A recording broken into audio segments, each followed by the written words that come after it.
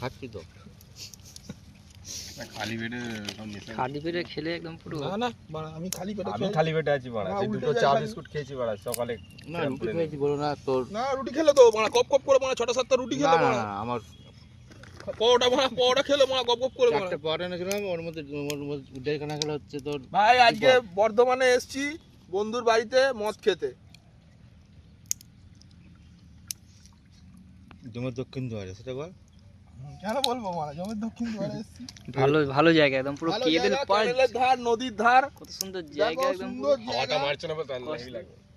সন্ধ্যেবেলা হলে বিকেল দিকে হলে হেভি হাওয়া তখন পার আমার বুঝিয়ে জানে আমার তখন ঘাটে ঢুকে দেবো যে আমার ছাড় হবে ভাড়া মারা, হ্যাঁ তুই বা মরা জড়ি ধরেছিস তো ঢুকতে বোকাচ্চো দাম। হ্যাঁ ঢুকতে